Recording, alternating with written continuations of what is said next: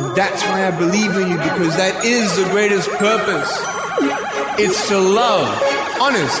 It sounds corny, whatever you want to say. I don't care. I love people because there is freedom and power in loving people. Hello, all you positive heads out there. Thanks for tuning your beautiful brainwaves into another episode of the Positive Head Podcast, where we are firmly convinced that creating success and happiness is rooted in understanding the ultimate nature of reality, and the fact that as human beings, we are all immensely powerful fractals of the one and only source consciousness, which creates and animates all things. Now, of course, understanding this powerful truth is one thing. Applying this incredibly empowering wisdom to everyday life, well, that's another, which is exactly why we provide you with a fresh serving of soul food for thought 5 days a week to help constantly remind you of what matters most. You are it. And I'm your host, Brandon Beecham. I'm the one who will be here with you each and every Wednesday, interviewing a different consciousness changemaker that is also out there working tirelessly to help catalyze change and expand awareness all across Spaceship Earth. On the other 4 weekdays, you can hear me discussing topics such as my favorite thought-provoking quotes, reading and discussing wisdom from empowering books, playing clips from various inspirational spiritual teachers, sharing a bit of mysterious news, taking questions from the audience, and essentially digging into any other mind-expansive topics that will help keep your soul fed by tuning you into positive vibrations on a consistent basis. And you guys have heard me say that if I ever run ads on the show, it will only be with a company that I fully support because I believe their intention is to make a positive difference in the world.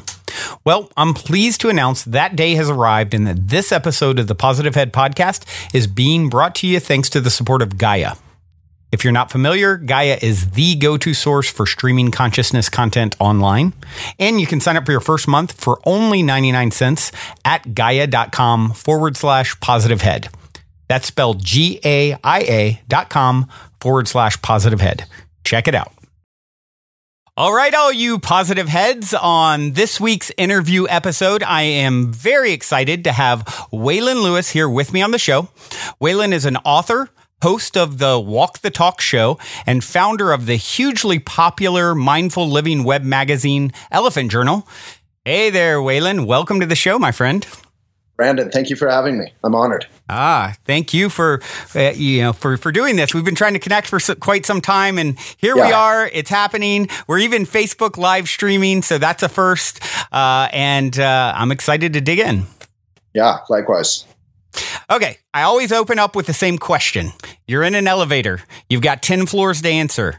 The guy next to you looks over, says, "What's your passion?" What do you say? My passion, I grew up in a Buddhist community, and my passion is simply that at some point I got through my thick head through the Buddhist teachings and meditation, my mom and my Buddhist teachers, that it was more fun to think about other people on the planet, which can include myself, than to just think about myself. On a visceral, basic, non-conceptual level, just realized it was more fun to try and dedicate my incredibly extensive and coffee-fueled energy to the benefit of others, which can include myself. So it's kind of fun, and I'm like yourself. I think I'm honored to be able to do some of this stuff. Yeah, it really is. It's such a wonderful feeling to get that feedback, and I know you've heard it countless times.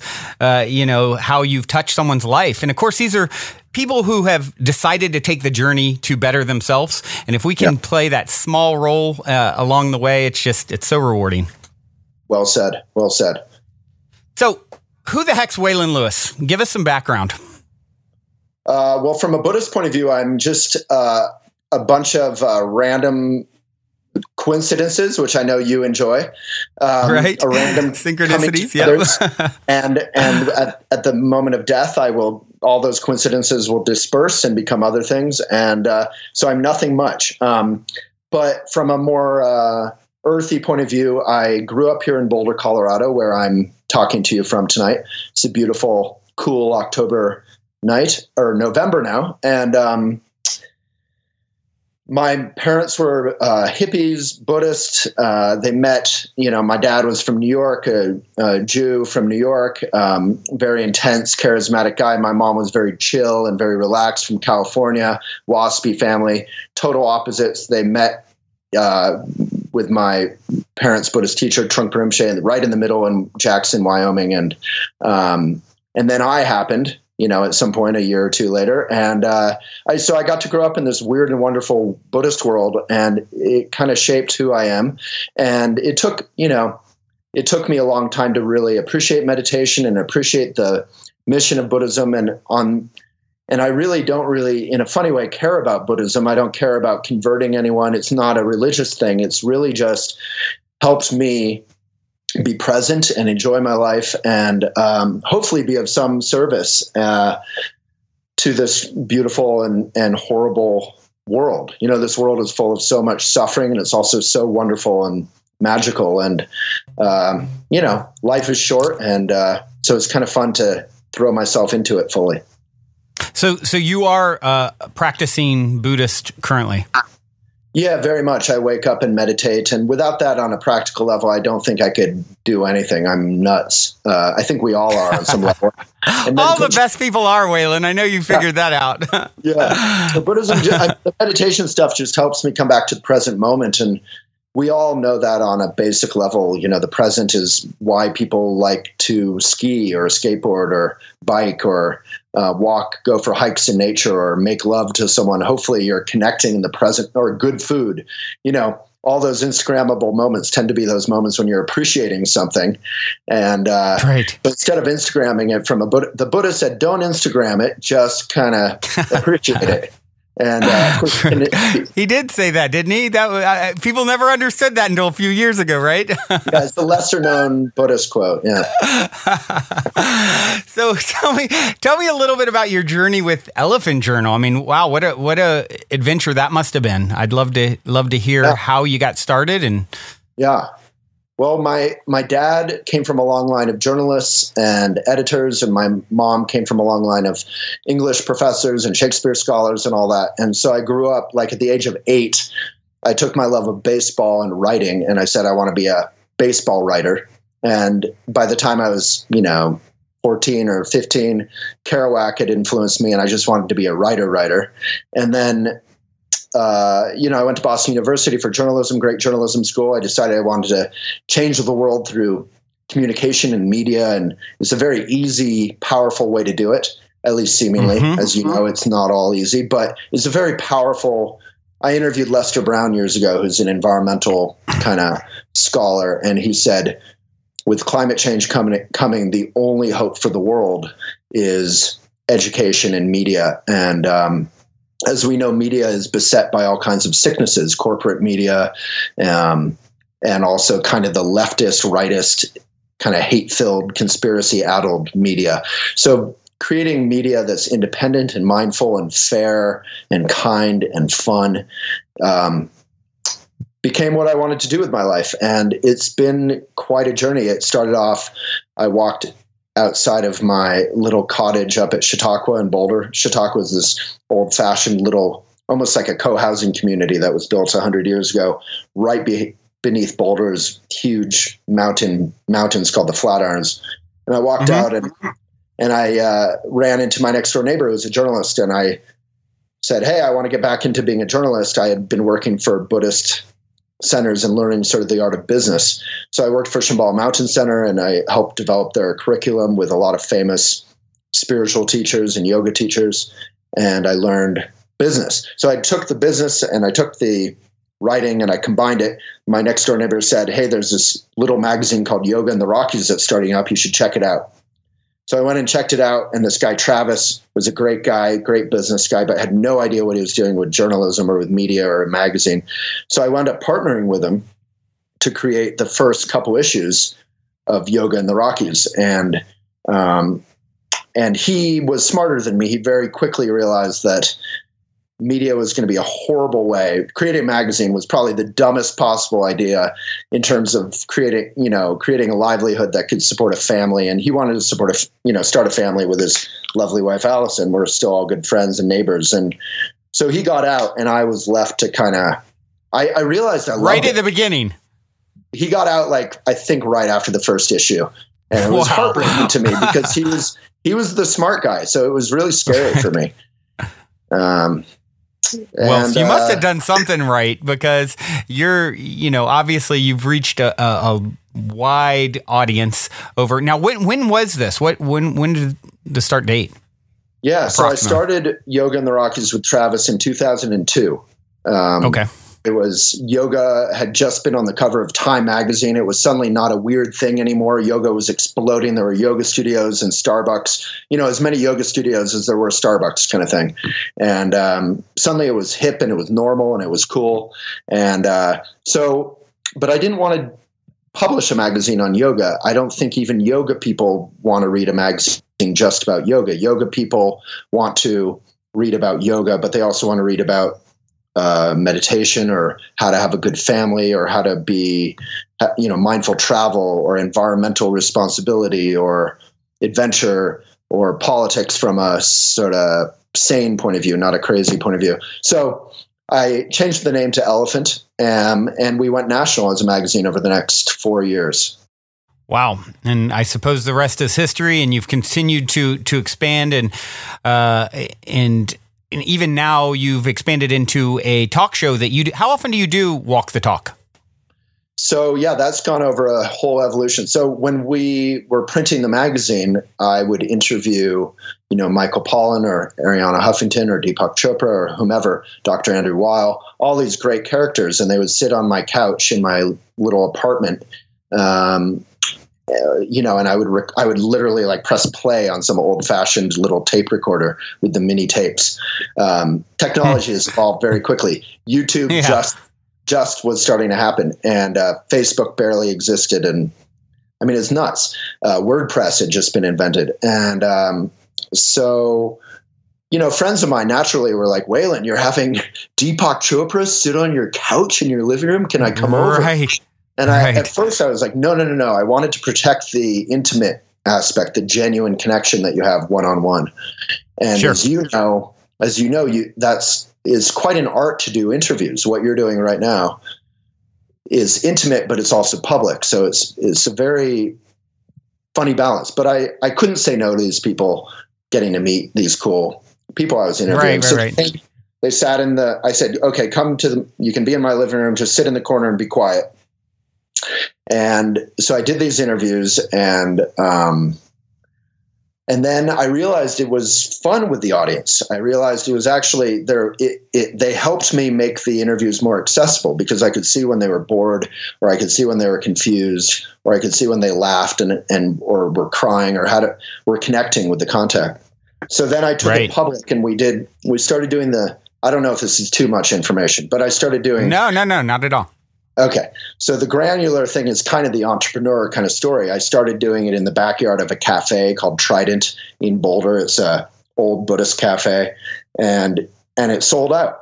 And then I took it to a theater, and I started doing these interviews at a bigger theater with actual audio and video. And we started putting our first videos up on YouTube, and it sold out, and we did it every week. And then I took it to the Boulder Theater, which was like 850 seats. And that was sort of my Russia. I could never, I invaded Russia, and I got caught in the brutal winter and had to retreat like Napoleon, hopefully not like Hitler. So we would always like sell it to 500, 550, which is really cool for just two people sitting around talking about life kind of. But I realized it became more of an event than it was that we kind of were losing that genuine connection. It was becoming like a circus almost. Right.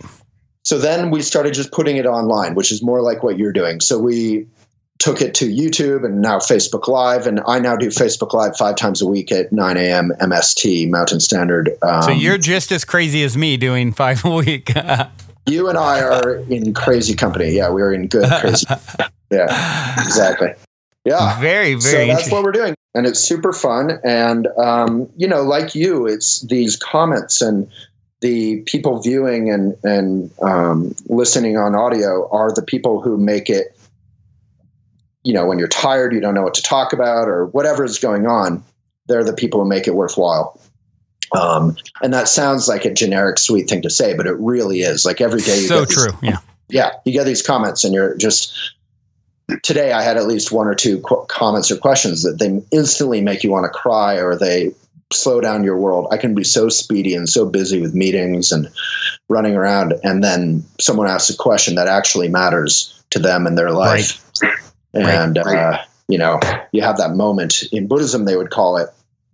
Well, it's a Tibetan word, but basically, it snaps you into the present moment. And it's really, so I'm really grateful to get to do what I do, even though 90% of it, probably like yourself, is not very, it's not kind of what the stuff they see publicly. It's not fun. It's a lot of hard work here. I get to stare at a laptop screen for 14 hours a day, 7 days a week. And not too many people want to do that, but yeah, it takes a special individual, special kind of mentality.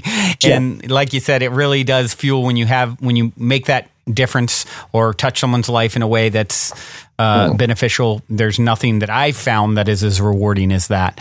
And now with your show, you take questions from the audience every day live, right? When you're broadcasting? Yeah. So what I do is basically I'll try and think of a topic that's going on in my life or in the world, or something helpful that I was taught in the Buddhist tradition from my mentors and my teachers. And I discuss that for a while. The nature of Facebook Live is it takes about 10 or 15 minutes for them to gather together the audience. So sadly, I can't do these 5-minute videos anymore, which I loved. Like YouTube, all of our huge hits with a couple 100,000 viewers are 5 minutes long at most. But on Facebook Live, it takes like 10 or 15 minutes for the audience to be gathered by the algorithm. And then you get going. So then you go another half hour or 45 minutes with questions. And so they're like an hour a day. I mean, it's an epic amount of time, but yeah. So what are some of the questions, the most pertinent sort of questions you've gotten recently? Can you give us some examples? You said you've had some that have touched you, and what are some of the things that you'll hear or that you'll hear repeatedly?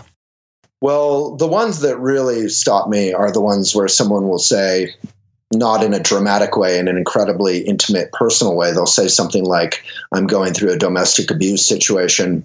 You're like, I'm talking about mindfulness and meditation and breath and basic sort of philosophy. And someone says, I'm going through domestic violence, or my sister just died of cancer, or, my wife, I'm commenting from the hospital bed of my wife who's going through cancer, or whatever it is. I'm kind of putting together a bunch of comments, but you get those comments and there's no part of you that wants to pontificate. There's no part of you that wants to bullshit. It's a moment where you really have to, be incredibly helpful and honest, and also qualify what you're saying within, say, hey, I'm just relating what I've learned in my own life. You may need other resources, like with the domestic abuse example. There are hotlines you can call. There are resources out there. But even if it's a lighter subject and you can just have the crowd, I mean, we have 50,000 people tune in 1 hour to extend some love or support to these people, or they might have, you can kind of crowdsource some wisdom sometimes. And so it's incredibly, I mean, honestly, I hope it continues to work and that Facebook doesn't shut down Facebook Live like they often do with they mess with the algorithm and then suddenly you reach 1,000 people. So, it's honestly a privilege to be able to do it. And it's really fun. And I think I've actually been surprisingly good at it. I think I honestly, my friends hear that I'm doing it and they're like, Waylon, what are you, they know that I'm an idiot, right? They know me and they love me, but they know I'm not a guru. And I think the power of it is that I'm not being a guru. I'm not being a teacher. Right. I'm just relating my experience on the path with this reference point of these mindful teachings that go back thousands of years. And that's powerful, not to pretend to be a guru, but to just, I'm there with you. Exactly how I am. Exactly. Good for I you. always say, we teach best what we most need to learn. So I'll oftentimes say on my show, it's like, hey guys, I'm doing this for me. I need to learn this stuff. The reason I want to do this 5 days a week, and I need to hear it. I need this soul food for thought. And if you benefit, excellent. But I'm in your boat, Well, Allen Ginsberg has a quote very similar to what you just said, the beat poet. He said, "The world is dying or bleeding to hear what you least want to share." So there's some aspect of when you finally open up and you're genuine about your experience, instead of coming out in a suit and tie or, with some fancy setup and saying, "I am Waylon Lewis," or "Brandon, I am this great spiritual master." Instead you just come out come as you are, as Nirvana says, right? Vulnerable and authentic is the most felt thing you can bring, I feel. Yeah. Well said. So would you say, Buddhism, very interesting. Do you consider Buddhism a religion? Yeah, it is a religion. It's one of the major world religions. But because sometimes you just hear it more like, okay, Buddhism, not necessarily a religion, more a philosophy, right? So I'm just curious, as someone who's been practicing, sort of how you view that. Yeah, so it's definitely a religion, but at the same time, it's definitely a philosophy. And what's going on there? So it's also just a path or a way. It's I think the major difference between it and other religions is it doesn't value belief. It doesn't value faith. It doesn't value the notion of an external reference point particularly. It doesn't say Buddhism, like the Dalai Lama famously said, that if Buddhism and science conflict, go with science. He said, there's no signing on the dotted line in Buddhism. If you ever go to a Buddhist center and they say, give us your credit card and you're going to become a member of our cult and you have to believe in this or have blind faith in that, you're not at a genuine Buddhist center. Basically, the Buddha himself said, practice what I teach, listen to what I teach. But if you find it doesn't match with your own experience, if it doesn't connect in your life, then put it aside and come back to it. So it's not that it's a salad bar of spirituality and you can just take the almonds and the grapes, but you may not want the blue cheese. And, you don't want to pick and choose, because often the stuff you don't want in the spiritual grab bag that is a path. Does that make any sense? So Buddhism has all kinds of aspects to it. So you don't want to just take what you like and leave behind what you don't like. You want to take the stuff that's hard as well and that's challenging.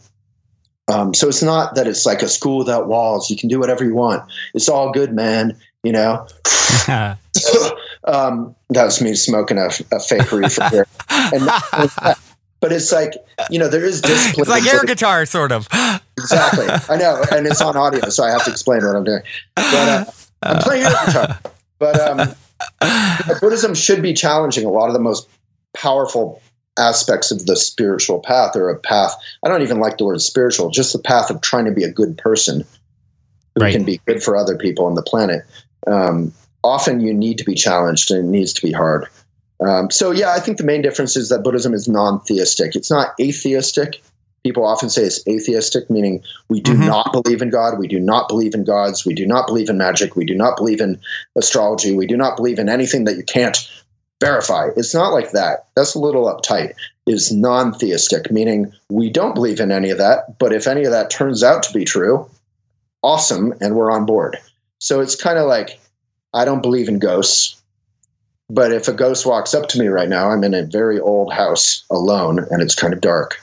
Right. I will say hello to the ghost. I will offer it some tea. I don't know if they can drink tea. I will give it a chair and I will hang out with it. I'll see what's up. I'll believe it because it's real, So that's more the Buddhist aspect.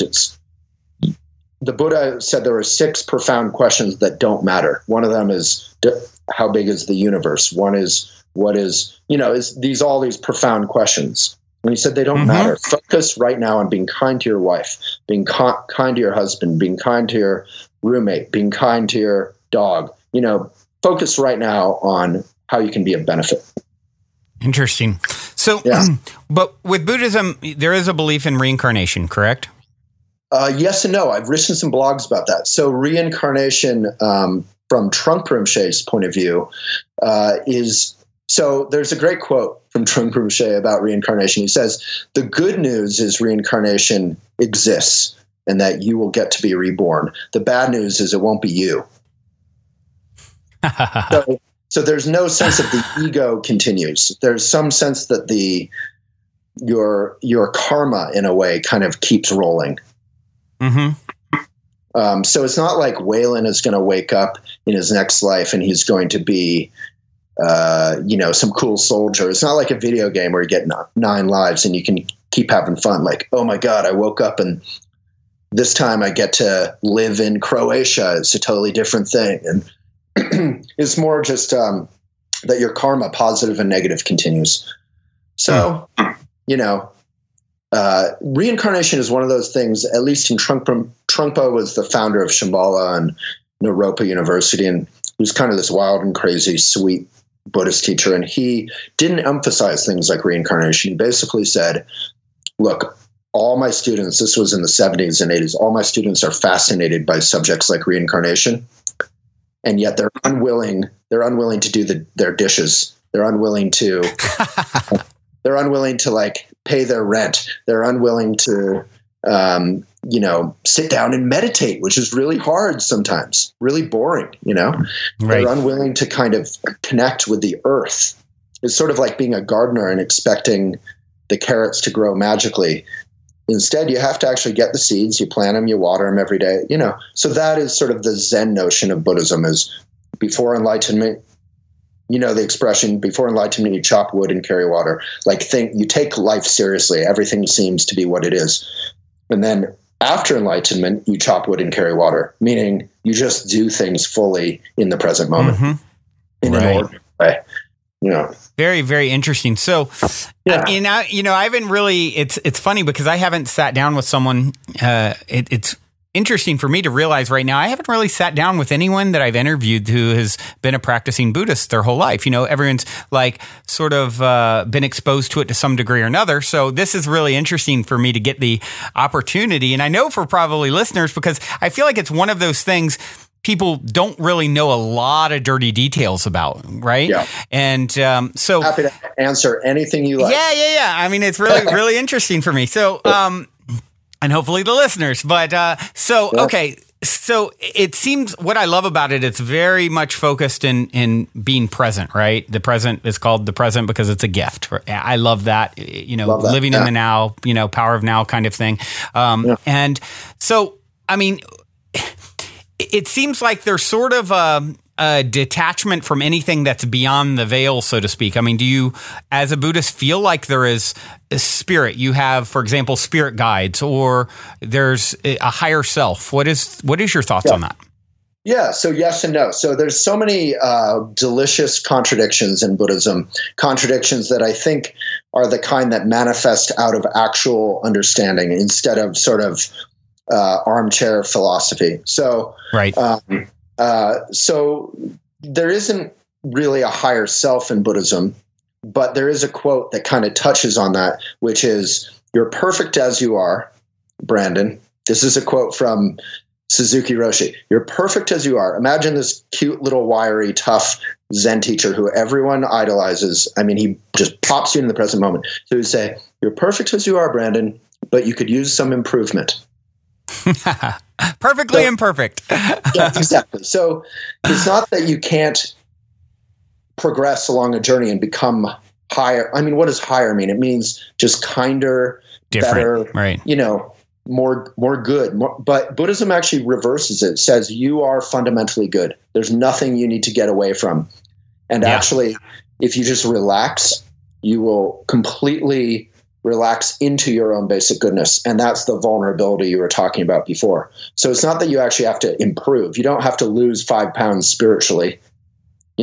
That's sort of a joke because like with diets, you're always trying to lose 5 pounds, right?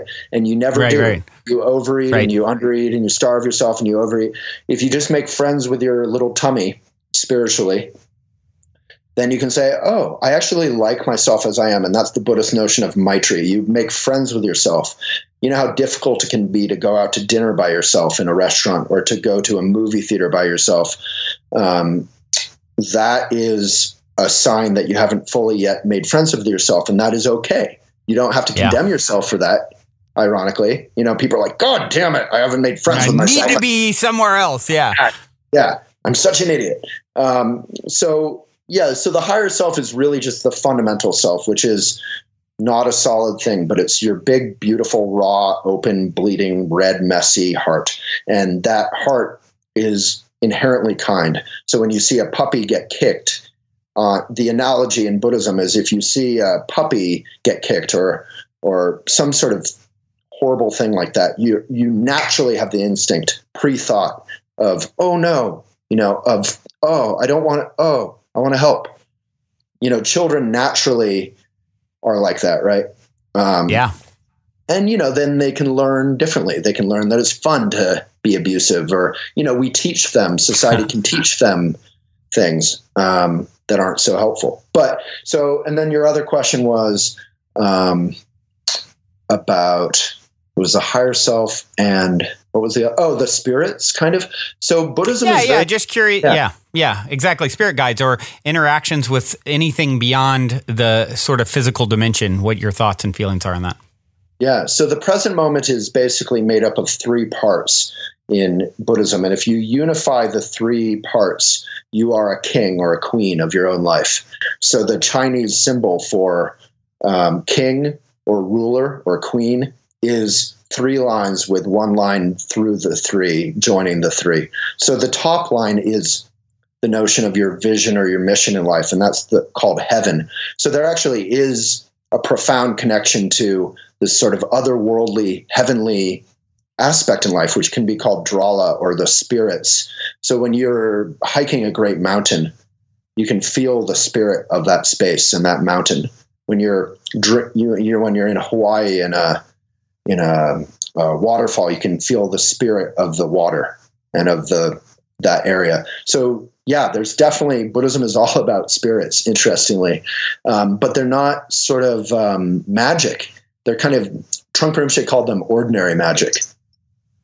So they are magic, but they're also just what they are, meaning like when you have the best cup of coffee ever or the best burrito ever, you could say it's magical, but you could also just say it's just really good cooking or it's really good coffee. Right. And people put a lot of love into that. And the earth put a lot of love, the clay of the earth and wherever it came from that grew the coffee beans. It is kind of magical. Life is pretty magical. It's pretty cool stuff. Absolutely. Yeah. Absolutely. I say it all the time. It is, magic is real, and that's sort of what's his name with the myths. I love him. Who? He wrote about the myths in everyday life. Myths. I'm not good at saying that word. Someone in the comments, Joseph Campbell. Yeah. That guy is all about sort of the magic and the myth of everyday life and how you can apply that wisdom. So long day. Sorry for getting Joseph Campbell. Respect. So with Buddhism is, transcending the wheel of karma. Is that something that you would sort of subscribe to? Like you get off the wheel of karma. That's something, of course, you hear about with Buddhism. So, 100%. That's such a profound way that you said that. I love that. I mean, we're living, I often call it like habit trail lives, like when you put a hamster in the little wheel and they can run around the tubes when you're a kid, that's a habit trail. So we kind of box ourselves into to busyness. There's a Buddhist teacher called Reggie Ray, and he says, busyness is laziness. You're actually just kind of trying to fill every inch of yourself so that you never have to feel your heart and feel emptiness. It's sort of a running, right? Osho says, don't just do something, sit there. And I love that. Yeah. There's a French quote. I mean, it's not even a Buddhist notion, like you said, Osho, or it's a universal notion. There's a French quote where I just referenced today in my video where he says, all the wars or the suffering of mankind originate. It's more eloquent than this, but originate because mankind cannot sit by himself in a room and do nothing for 2 minutes. So right. I'm just like, what are we afraid of? We can just. Louis C.K., there's this great video Louis C.K. talks about doing this. He says, I'm texting and I'm driving and I'm busy and I'm trying to like scratch the itch of entertainment to keep myself from feeling whatever he was going through. And then at some point he says, "Oh, to hell with it." And he pulls over on the side of the road, puts his phone down finally, and he just feels this overwhelming flood of sadness, and he just cries and cries and cries. And when that has washed away, he feels emptiness. And then after a moment of that emptiness, like a vacuum, genuine joy and appreciation for his life and for his loved ones floods in. And that is literally the path of Buddhism right there that Louis C.K. described. Just unplug yourself. Like in the Matrix, unplug yourself from that kind of busyness. Just stop. Yeah. Stop for a second. Exactly. And then you regain your sense of humor and your joy and your appreciation, and your vulnerability. Yeah. For me personally, one of the things that I've come to, and I can think back even to an instance in my own life in the last year where there was sort of like a big betrayal from someone who was very close to me. And it feels very like a karmic sort of thing playing out. And this didn't come from any particular discipline, but I just sort of landed on the idea that, okay, that's what's happening here. And the way that I can stop this sort of back and forth where we continue to play out over lifetimes or however it works, is to just to stop having to get even, or actually thanking them for giving me the opportunity to rise above this negative reaction. That's amazing. And that sounds nice when you say it on a podcast called Positive Head. And it's hard. It's hard. And it's so powerful. You're literally, what you did there, however that happened, is you took the spinning wheel of your karma in your life that you could be on forever. As Pema Chodron says, whatever, again, she says it more eloquently, but basically if something bad is going on in your life, it's going to keep happening until you've dealt with it, basically. Yep. And until you've learned from it. And you took that wheel and you slowed it down, or you stopped it and you said, no, I can learn. In Buddhism, they talk a lot about your enemies are your best friends. So learning from the difficult, enemies can be difficult situations, not just people. So learning from, that person who gets under your skin, or your coworker who's kind of sleazy or irritating. It doesn't even have to be life or death. It can just be someone who's irritating that can get under your skin. And you'd be like, why am I reacting like this? I mean, it's just an irritating person who talks all the time. What's my problem with them? And you can learn from it.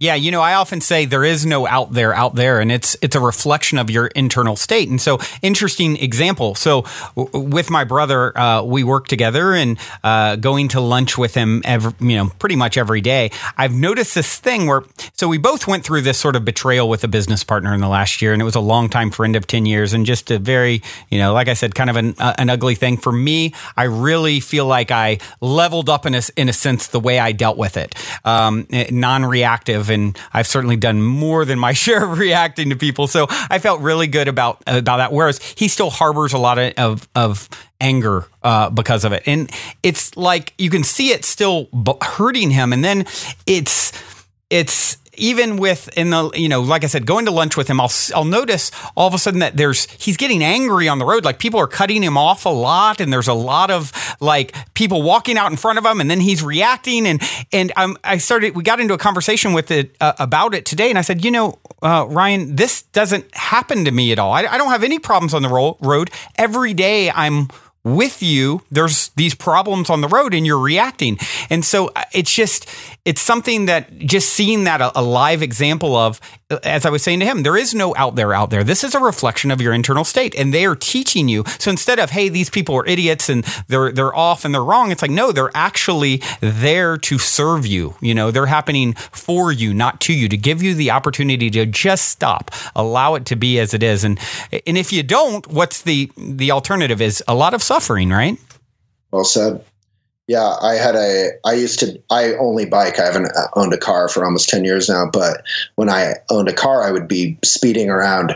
And sometimes it was fun, but often it was that sort of speediness we were talking about. And one day my girlfriend at the time said, Waylon, we're not late for anything. We're not in a rush for anything. Right, you can just, right. You can relax. And it was such like you with your brother, hearing it from someone who loved me, it was so helpful. But, we're just driving home. I don't need to try and turn first or go fast or speed up, or, those people speed up only to stop at the stoplight. You're like, what are you doing? Yeah, exactly. So you can actually just be kind to yourself and say, There's nothing more important than being at peace, right? Yeah. And also, there's almost nothing more generous to the world than to offer it a moment of slowing down. So if you get to a four-way stop or whatever, maybe that's a bad example since you should go in order. But if you get to a situation where you're both trying to go, let them go first. Let them have a moment of breath. Let them take their speediness out on the vacuum that you've offered them, Yeah. How can I help you ease the tension? And when you're doing that for another, that's the beautiful thing, in service to anyone else in any way. That's the great cosmic giggle, I would say, the cosmic laugh. It's like you're always doing it to an extension of self. So you're feeling the benefits of giving that person the break of, when you realize that, it's a game changer. It's like, oh, wow, how do I serve more? And there's no real selfless act, because at the end, if it is all connected and you are all doing it for an extension of self, it's sort of a good selfish, I would say. Yeah, exactly. Well said. Yeah, there's nothing selfish about being kind of kind to yourself. I think that's often like a spiritual obstacle. People are like, I have to serve everyone and not think about myself. But serving everyone includes you, Right. So you're being kind to yourself. And that is kind of almost first and foremost, right? Without self-love, you don't get very far, right? Exactly. Yeah. I mean, but it's tricky. Often you have to, the experience of when you're having a hard time and you're taking, like last Sunday, I was having a rough time and I was stressed out. Our site was having some troubles and we've just gained 1 million readers in like 3 weeks and things were going well. Wow. And then kind of started falling apart for 4 hours in prime time. And I was like really angry. And luckily I didn't take it out on anyone, but I moved into that sort of depressive self-pity kind of world. Like, what am I doing with my life? It's a Sunday and I've been pushing for 14 straight hours and it's all falling apart. What am I doing? And the most helpful reminder in those kind of situations is to remember, I'm sitting in the middle of Boulder, Colorado in a nice office on my Apple laptop. I have food in my belly. I have a home to go to. I am incredibly fortunate. 1 million new people checking out what it is I'm putting out to the world. You know? But just to see that other, to remember to think about others first. So in Buddhism, they say, if you want to be happy, think of others first. And others includes yourself. Others first. And then and if you want to be miserable, think only of yourself. So the best way to think about yourself is to help others and keep yourself as part of that. Martyrdom is not a Buddhist value. You need to be good to yourself. All right. Well, now seems like a good moment to take a quick minute to tell those of you who aren't familiar a bit about our sponsor, Gaia. I've been a big fan of Gaia for many years now, which is why they're the only content provider I've ever reached out to in regards to potentially supporting the Positive Head podcast. So needless to say, I'm very excited they're now supporting the show. Gaia truly is my personal go-to source for streaming consciousness content on the web. They have an incredible 7,000 plus exclusive videos covering 5,000 years of wisdom. Just to give you an example, on May 1st on the show Wisdom Teachings, host David Wilcock explores the scientific proof of ascension, DNA activation, and how interplanetary climate change is made possible with nested spheres of energy emanating from the galaxy. I mean, it'd be pretty hard to be more up my alley, right? As you guys all constantly hear me say, it's a daily conscious effort to maintain an elevated vibration.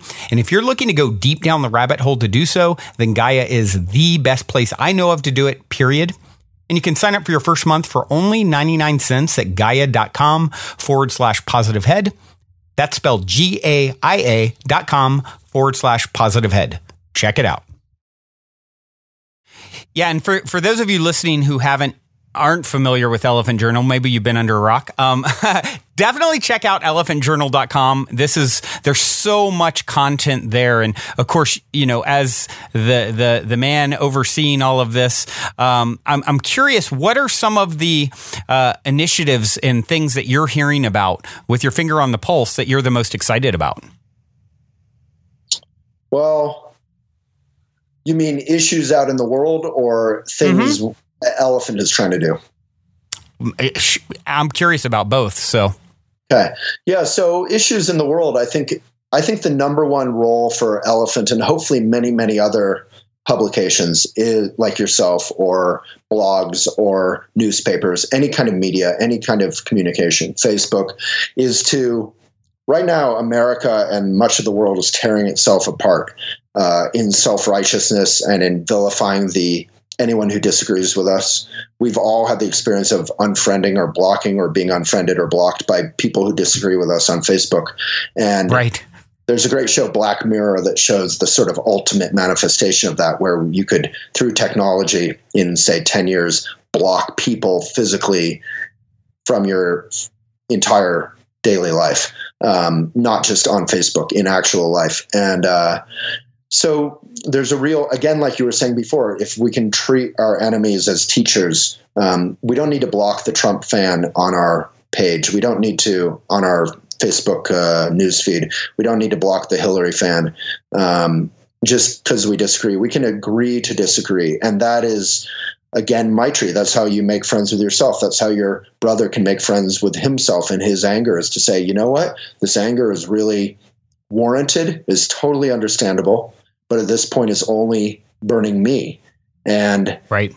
I don't need to let go of knowing what happened and what went wrong, but I can let go of my own attachment. You know, the Buddha has that quote, which I'm sure your brother has heard of, but which is resentment is like holding a piece of hot coal. You know, it only burns you. Or drinking poison and then expecting the other person to die, right? Yeah.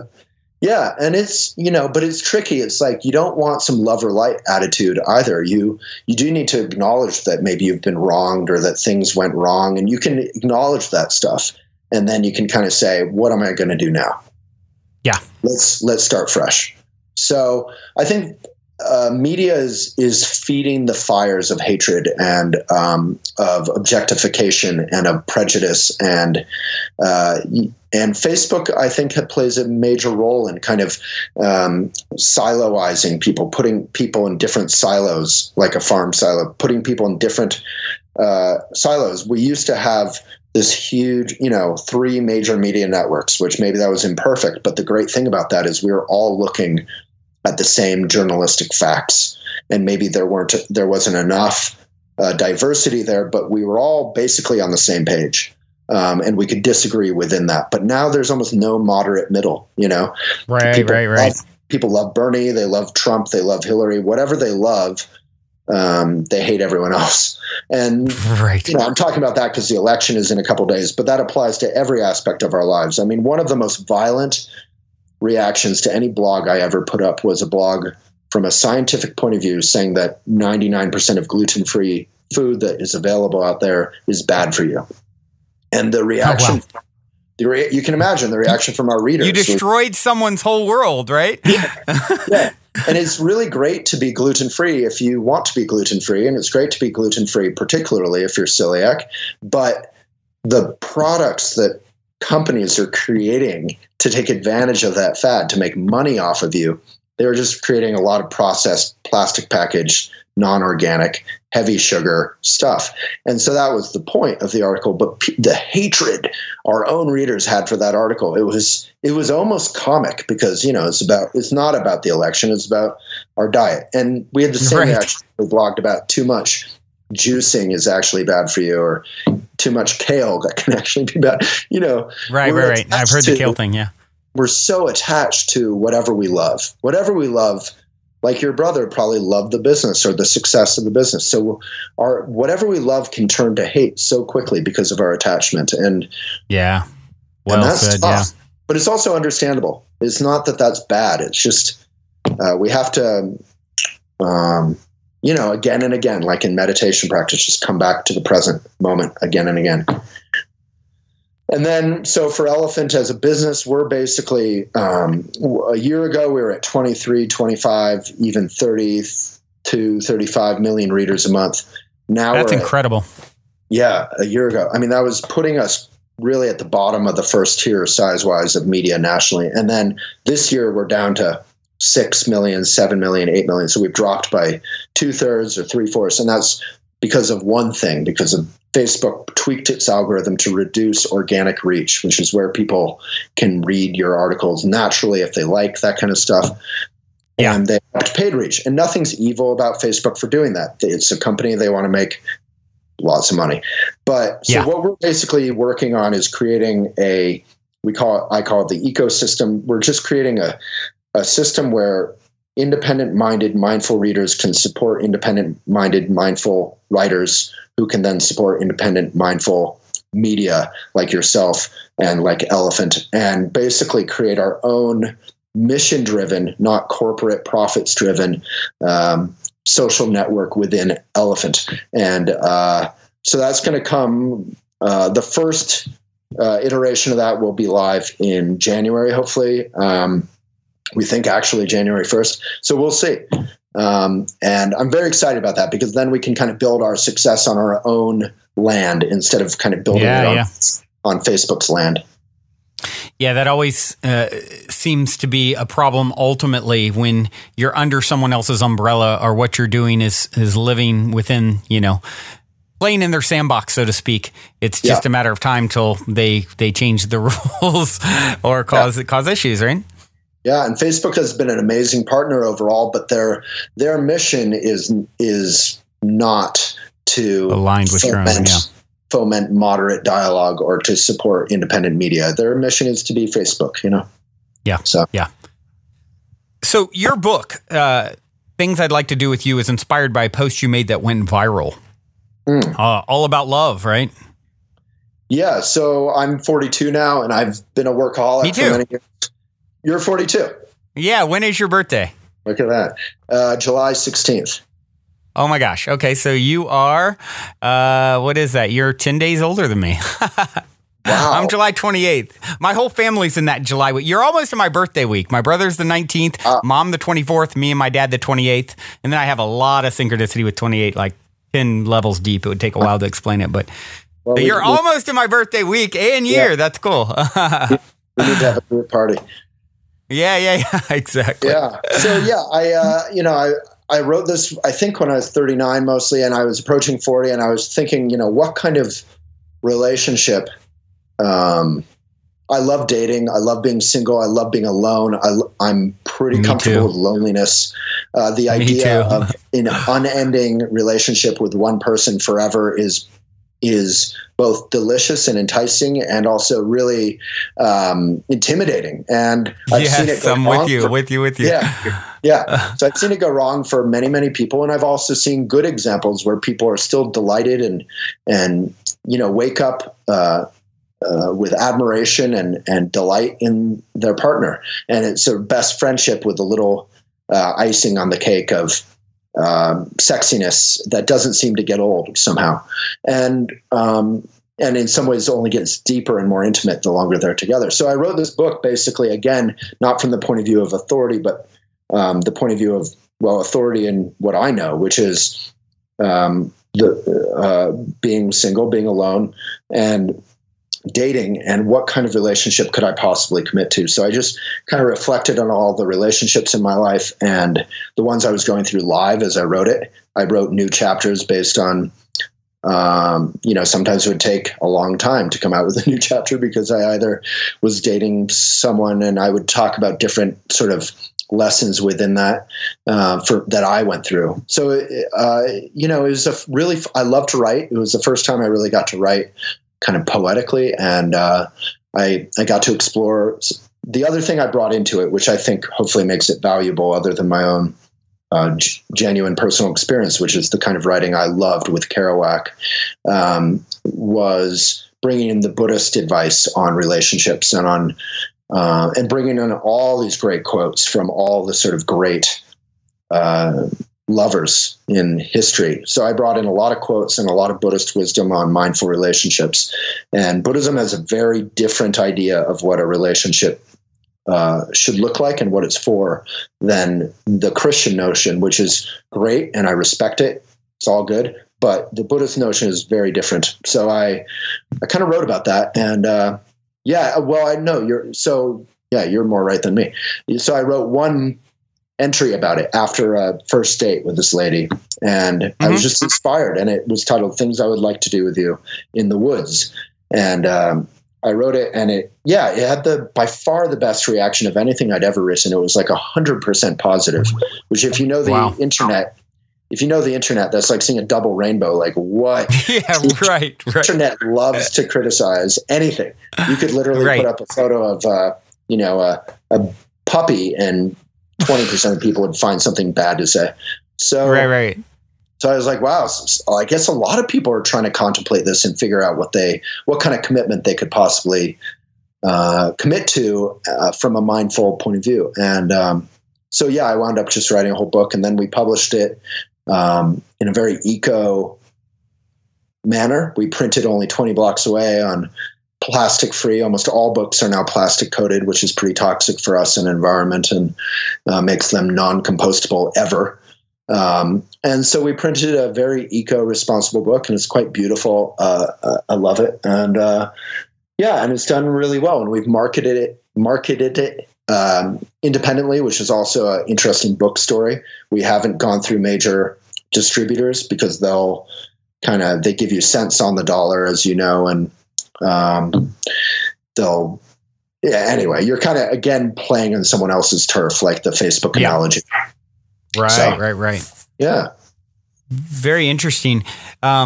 You had mentioned, once again, back to, I'm so curious about the Buddhist insight from you, how love is different from a Buddhist perspective. Could you elaborate a little bit more on that?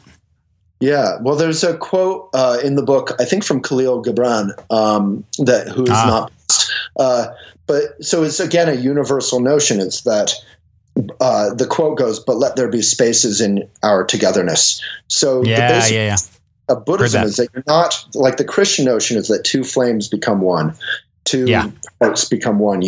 There's a union, not in the yoga sense where you're yoked together, but you're actually become one. And that's beautiful and romantic, and again, respect. But that's not something I want. That sounds crazy claustrophobic to me.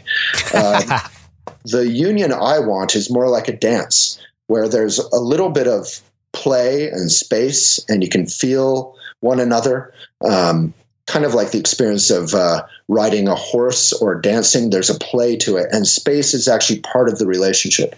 And space or loneliness, the notion that we're actually who we are, and we're alone, and we're born alone, we'll die alone, but we can have beautiful, powerful, intimate friendships and love relationships in that time, is very powerful. And then the second part is, aside from the notion of allowing some space in the relationship, space for creativity and independence. So I'm not interested in a Mad Men kind of relationship where I work hard, I make my money, I drive home in my big car, and my wife, who's bored and drinking, martinis all day and smoking, is put dinner on the table. And if she hasn't, I yell at her. And the kids have to shut up at the dinner table. And then maybe I'm bored and I have affairs. The whole Mad Men kind of idea. Right. Where we're defined by our gender roles, and it's a bit fixed. It's a bit sad. It's a bit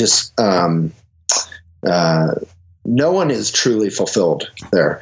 And, the happily ever after notion, almost all stories with happily ever after never show that part. And that's actually the good part, the day to day. That's an interesting point, right? I never thought of that. Well, it's like you were saying, it's like the ordinary magic is the ordinary magic of everyday life, learning how to do dishes together or help each other with errands, or someone has to pick the children up from soccer, or all those little decisions that go into a relationship every single day. That is what works or what doesn't. And if you have some space there to communicate, and you have some independence and room for creativity, a lot of great relationships that are great for 10 years fall apart because people change or they want to do different things. Well, what if the change was actually enriched the relationship instead of tearing it apart? Right. So the Oriental or Asian classic example, Chinese generally, is bamboo. Is flexible, and therefore it moves with the wind instead of being rigid and strong and breaking. Yeah. So if a relationship can bend and have that play, I think in my book I said I would rather play it was something like, I would rather have the space. I would even rather have space than love, because in space we can play. And that's the space within which a kind of delightful, fresh love can give birth. And then the second notion of Buddhism is that relationships are not for two people to obsess about each other in. Relationships are not about you and me. They're about our combined partnership being of service. So we walk a path together, and we're best friends, and we're allies, and we walk a path of service to the world. So our relationship is actually a vehicle for benefit and service to the world. So it's not just about us, which relationships tend to be very consuming and sometimes myopic, because they're so difficult, and that's so understandable. But again, the visualization in Buddhism is that you're walking on a path together as partners, not just facing each other, trying to hate each other or love each other or obsess about each other. Yeah. So. Yeah. I really resonate strongly with that. And you talked about having the space, and I think there's a lot of truth in the idea that absence makes the heart grow fonder, and we need that sort of contrast in space to fully appreciate someone. If you are always inundated with their energy, it's like becomes annoying. It becomes, no matter how great anyone, there's a quote I actually just pulled up here.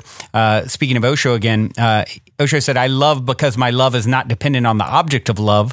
My love is dependent on my state of being. So whether the other person changes, becomes different, friend turns into foe, does not matter, because my love was never dependent on the other person. My love is my state of being. I simply love." And to me, that is, maybe easier said than done, right? It's a daily conscious effort to get that one down. But I feel like that's what I'm really striving for, is to be love, and let the people that are meant to sort of partake in that may come in and come out at different times in my life, and not being attached, right? It's the detachment and focusing on the self and being that loving, energy at all times. Not, hey, it's something that I just have with you, right? Yeah, I love that. I mean, all of that should be a quote. You should make all that a quote, because most relationships are kind of built on a certain amount of projection. I love you. You're going to make my life great. I've found the one. You're fulfilling me. And then when you stop filling that mold, I'm mad at you. I hate you. I'm irritated by you. I'm angry at you. And if you're actually just a state of love, which, as you said, is a daily practice, it's not an ideal state. I actually think from a Buddhist point of view, it's not some dream state. It's just a practice daily to come back to the present moment, or to love, or to God, however you want to say it. And then you actually aren't putting this whole trip on the other person. You're just there, and you're available, and you're open, and so there's no sense that this spacious love is trying to avoid the other person. It actually allows you to get closer. If two hearts can meet in loneliness and in vulnerability, that's the most intimate love possible. And when space is actually like, how the planet is, whatever it is, 75% water, whatever the percentage is, if love can be 75% space, then there can be a delight and play to it. So in the Japanese notion of flower arranging, or ikebana, they'll put a flower here and a flower here and a little shrubbery here, and then a big tree here. And the tree and the flower and the shrubbery will define space. They'll actually have a lot of space in it, and they'll define this beautiful shape that is made up of space.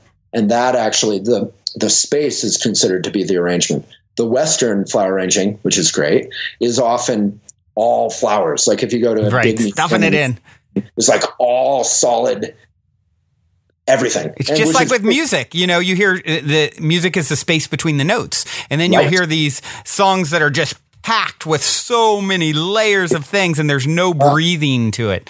Right. And we all know that even from like house music or whatever, the space is what gives drama and movement, before the bass drops or whatever happens. Like the space is half the power of a good tune. Right. Absolutely. We've thrown out some good quotes here, and I found a quote of yours that I really, really love and I want to talk about for a moment. You said negativity is not negative. Beware self-help aphorisms telling us to get rid of conflict, fear, and stress. The way out of difficulty is to go into it with a sense of humor, an open heart, and honesty, not avoidance. So right. I'd love to hear you elaborate. One of the things I do on my daily shows is take quotes and break them down. I'd love to hear you break down your own quote here because that's really resonates. Yeah. So that, I said it, but it's from Trungpa Rinpoche and from Buddhism. It's this notion of spiritual materialism and spiritual materialism. So that's his quote originally. No, it's my quote. I said it. It's my words, but it's not. Gotcha. It's not a notion I made up. Gotcha. There's like two different kinds of spirituality, you could say. One is spiritual materialism, which often is, and I'm going to,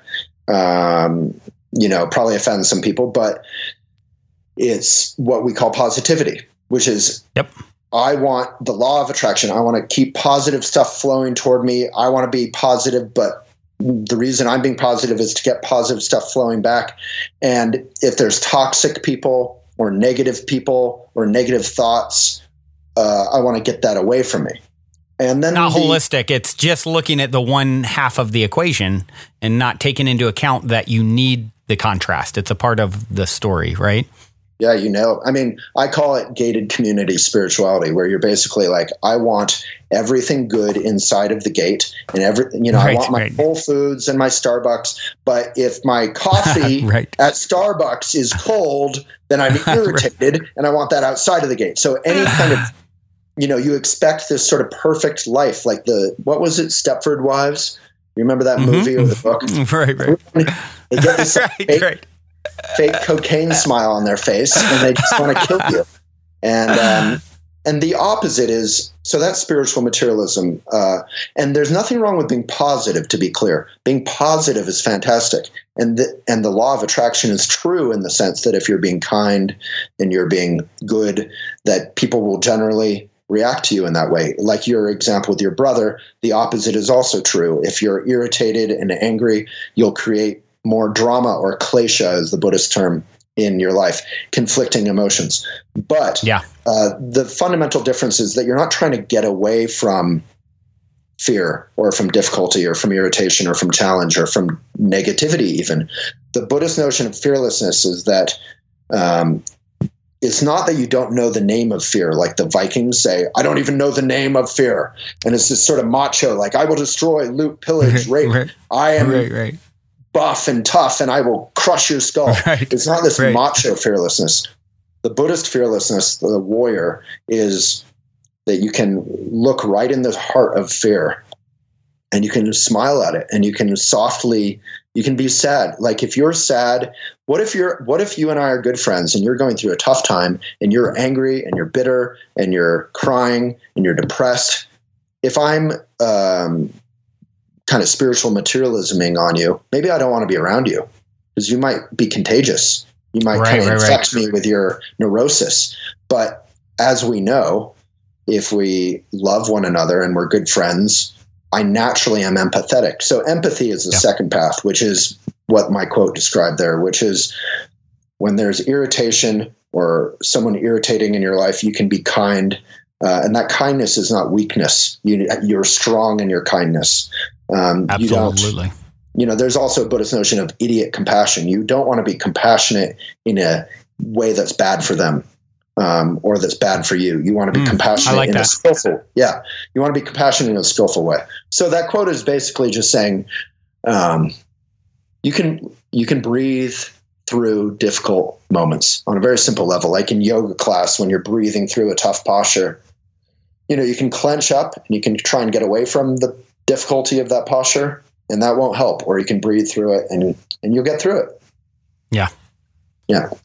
Excellent. Yeah, I definitely resonate with that very much. And of course, having the show Positive Head, it's like I often will say, it's like, look, being positive, it's what we're striving to do, and being positive about the negative, right? Accepting it. It doesn't mean you love it. It's like being at peace, not necessarily always happy, but being at peace with what is, right?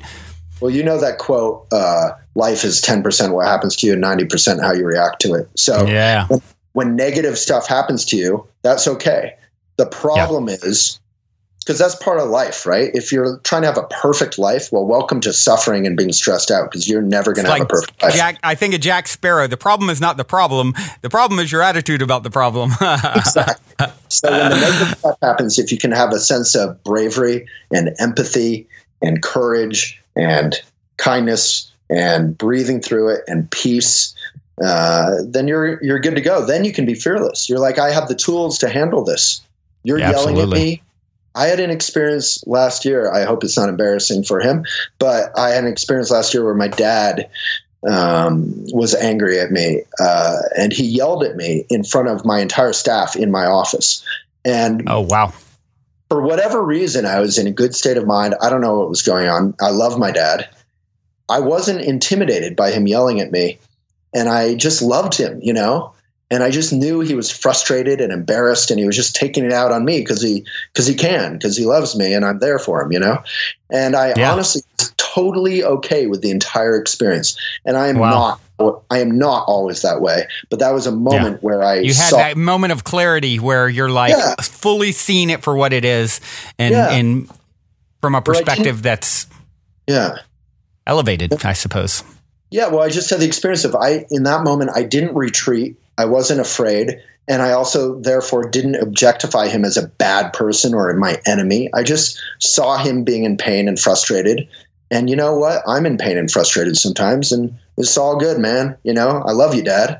And and it was a cool moment of saying, oh, wow, this meditation and peace stuff actually kind of works. You don't have to you don't have to push bad experiences away. You can actually Buddhism actually, this might be surprising to people listening, has a practice called Tonglen, where you deliberately practice meditating and you breathe in black, hot, and heavy. You breathe in the energy of negativity, and then you breathe out generosity, love, relief, coolness. You breathe out white light and cool. So you breathe in almost like coal fire, and you breathe out cool, like a cool breeze. And the notion is that you're reversing the flow of ego. Ego always wants to push away hard stuff or bad stuff or heavy stuff, and it always wants to cling to love and anything good. So if you reverse that, then you can kind of just relax and have a sense of humor. And the trick is, because we're fundamentally good, that none of it sticks to us. We're okay. Interestingly, a lot of positivity is founded on the notion that we're bad or we're not perfect or we need to be better, and we need to glom on all kinds of good stuff on top of us to make things better. Right. But you're good. Love it. Love it. So one of the questions I always have for my guests, and something that I'm just always fascinated with, speaking of magic and stories of synchronicity or serendipity or a positive paranormal event. I love these kinds of stories, and hoping you have something interesting to share. Yeah. So in Buddhism, this is a thing in Buddhism. So we were talking about how Buddhism is all scientific and this and that, and maybe not into fancy reincarnation or whatever, but there's a notion in Buddhism called auspicious coincidence. And the notion of auspicious coincidence is whenever you're on your path, you're doing your right livelihood, you're doing your work, you're doing your meditation, you're being kind to other people, you're being kind to yourself, that you naturally will run into auspicious coincidence again and again and again and again. And we've all had those moments where you're like in New York City, walking out of a crowded subway, and you're only there for a day, and you run into someone who also hasn't been to New York maybe for a year and is only there for an hour, and you have this amazing connection. You haven't seen them for 10 years. There's all kinds of crazy things that always happen to all of us who are listening and watching whenever you're kind of on track. And so the notion of auspicious coincidence is, if this kind of stuff happens that Brandon's asking about, that means you're kind of on track. So with that said, I would say I kind of hinted at it in the beginning. Yes, you did. Which was, I went to Naropa University for a bit. I was writing my first novel, and then I decided, you know what? I learned all this business stuff from working in the Buddhist community, and I decided I'm going to start doing journalism again, and maybe I'll write for Outside Magazine. I'll travel around. I'll be in a little adventure guy and have a great life, and I'll write about it and get paid to write about it. That sounds cool. So I walked out of my cottage and coincidentally ran into my next door neighbor, who was a journalist, who said, "Go check out Yoga in the Rockies." I met with this Yoga in the Rockies character. I'd never done yoga at the time. I didn't care about yoga. I thought it was love and lighty, spiritual, hippy dippy stuff. Right. And we hit it off, and be careful what you wish for, right? Because 14 years later, I've taken a national magazine online. We have 24 staff and 8 to 23 million readers. And it's successful, but at the same time, it's incredibly fulfilling. At the same time, it's my path, and it's defined a good part of my life. And sure. So if I hadn't, she was on her way to get laundry, I was on my way to, I don't know what, go downtown or something. If that hadn't happened in that moment, and if she hadn't met him, he was a struggling entrepreneur, had no idea how to publish a magazine. There's not too many situations where I would have walked in to say, "Hey, I'll write an article for you, Mr. Yoga in the Rockies." And right. And he would say, "Oh, that's great. You have this experience. Why don't you be my partner?" And then he would leave a month later, which was horrible news at the time.